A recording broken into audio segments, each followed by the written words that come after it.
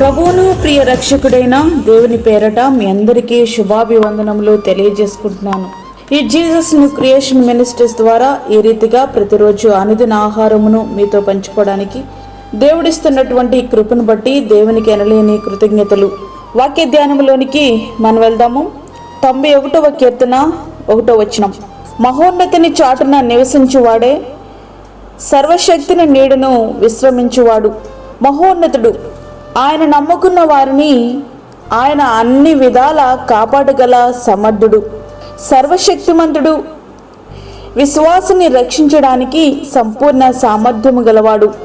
నీవు ఆ మహోన్నతిని చాటులో నివసిస్తే ఆ సర్వశక్తిమంతుడైన దేవుని నీడలో విశ్రాంతిని పొందుకుంటావు. ఈ లోకములో నీడ వాతావరణ పరిస్థితులను బట్టి మన యొక్క ఆరోగ్యం ఆధారపడి ఉంటుంది. కానీ ఆయన ఇచ్చే నీడ అన్ని వేళలా నిన్ను వెన్నంటూనే ఉంటుంది. అది నీ జీవితానికి ప్రశాంతతనిస్తుంది. ఆ నీడ చెంతకు నువ్వు ఎప్పుడు చేరగలవు? ఆయన పర్ణశాలలో ఎప్పుడు అడుగు పెట్టగలవు? ఆయన గుడారంలో ఎప్పుడు ప్రవేశింపగలవు అనంటే ఖచ్చితంగా శోధనలు ఆపదలు వచ్చినప్పుడు మాత్రమే.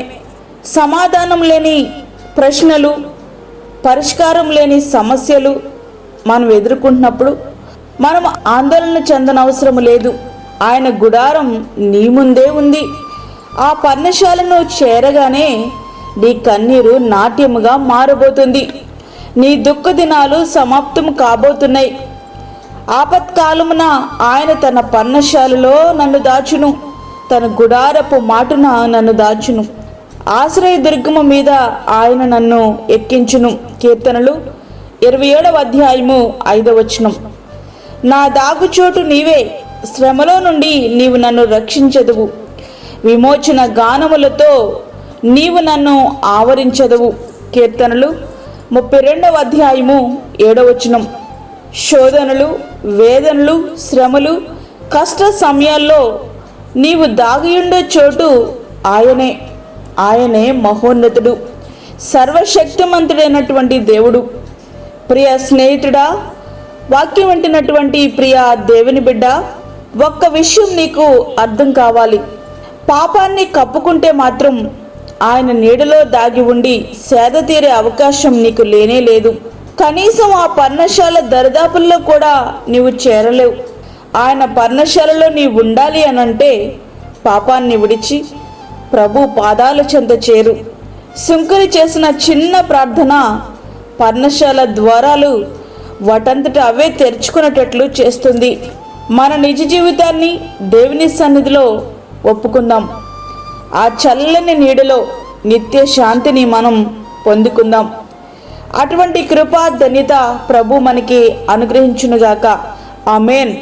వాక్యం విన్న ప్రియ దేవుని బిడ్డ, ప్రార్థనలో ఏకీభవించు.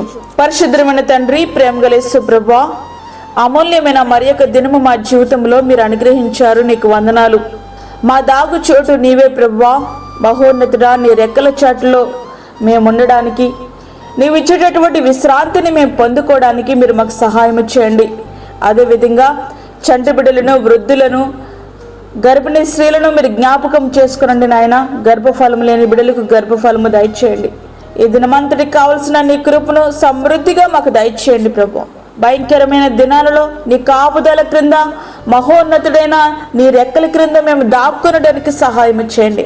అదేవిధంగా దూరదేశంలో ఉండి ప్రార్థనలో ఏకీభవిస్తున్న ప్రతి ఒక్క బిడ్డను మీరు జ్ఞాపకం చేసుకోనండి. మహోన్నతుడా, వారందరూ కూడా నీ రెక్కల క్రింద భద్రముగా ఉండినట్లు సహాయం చేయండి. ఈ దినమంతటి కొరకు మీరు మమ్మల్ని సిద్ధపరచండి. దిన అవసరతలు తీర్చండి. మాకు కాదు యెహోవా, మాకు కాదు, సమస్త మహిమ ప్రభావములు మీకే ఆరోపించుకుంటూ యేసు పరిశుద్ధ నామమున అడిగి వేడుకుంటున్నాము తండ్రి. ఆమేన్. ఈ యొక్క వర్తమానములు ప్రతి దినము పంపించబడతా ఉన్నాయి.